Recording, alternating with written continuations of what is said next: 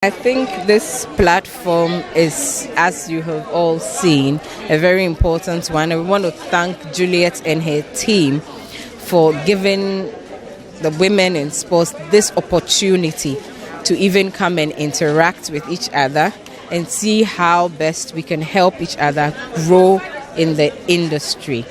In the last 5, 6, 7 years, what would you say has been the impact of women in sports? I think that women in sports in the last maybe even decade has been significantly more improved. They're more visible. Thanks to social media, we now you don't even have to wait for traditional media, that is TV and radio. People are able to themselves put their content out there. They are able to get their friends to put their videos out there without waiting for some station to feature them. So with technology, I think the impact is great. We are able to see what everybody is doing in whatever small corner they find themselves. And I think that is going to even get better when we understand that, look, this social media we have is a great tool if we use it very well. Last question for me. I don't know the under 20, they are going for their World Cup in Costa Rica.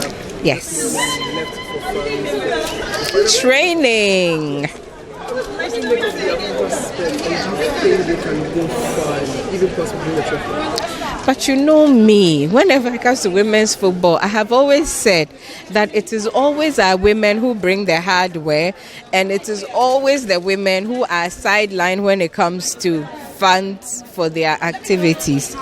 I know the team will excel and shame all of you. I know they would bring the cap. Where did we go to in 2018? That they brought the cap, the one I didn't go. No, not France. It was also... Yes. No. This one was the one that the lady, the young girl, this Mukarama, that her group, Uruguay. Is Uruguay? I couldn't remember. Yes. We did really well, and I know that this team is women's football. They will excel. Quarter third. That is, if they don't even perform, they will come back with bronze. Because the statistics are there. We always do well. We are the least funded, but we give the greatest output. It is a fact. We're in a group with USA, Japan, and Netherlands. So doesn't that change your mind a bit? USA, Japan, Netherlands. Yeah. I was about to say something. I remembered where I'm standing. Please, have we not played football with USA, Netherlands, Japan, Brazil, Italy? They are women like us. Indeed, we have even trained under more stressful conditions. We know what is ahead of us. We have a point to make because we are using this as a platform to garner more sponsorship, more funding for what we do. So for us, the stakes are higher than just even the competition. Look, there's national pride. We have the whole demographic of women in Ghana looking up to these young ladies to even lift up our game for us, to give us that platform, that standing, that platform to even stand on and say, look, now this is what we have done. What can you do more for us? So it is not just about who we are competing with or what competition. It is a do or die affair for us when it comes to women's football. And that is how we have to approach these things if we want to attract any form of serious funding from the government, the ministry, and private sector. And final question from me. You grew up watching the Black Queens. They used to perform really well in Africa, qualify to the World Cup. Now they've dropped down to a stage where they can't even qualify for the Africa Cup of Nations again, and as a result won't be at the next World Cup. What do you think has gone wrong for the national team, and how can we, I have a problem with the way that question is phrased, because we were all here.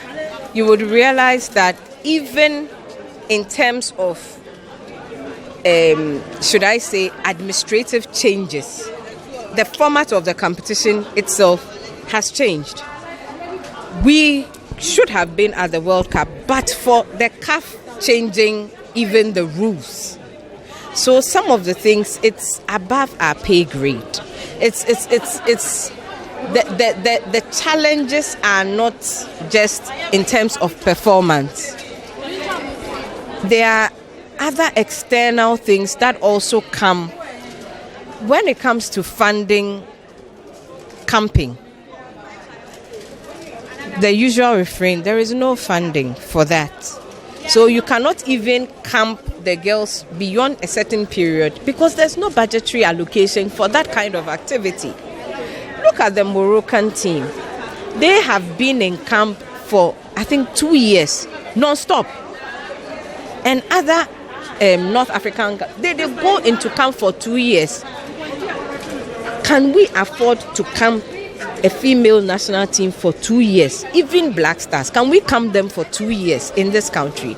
There's no budgetary allocation for that.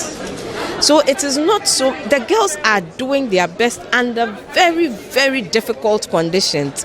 And so I get a little bit upset when the question is put the way you put it, as if it is something we are not doing right as a team. We have done everything humanly possible, but sometimes the challenges are just simply beyond us, and there's nothing we can do about it. It was just a bad day. You have referee issues,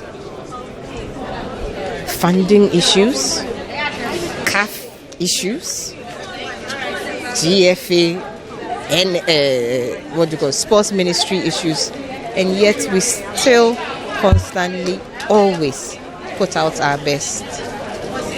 We win some, we lose some, but it is what it is. Thank you.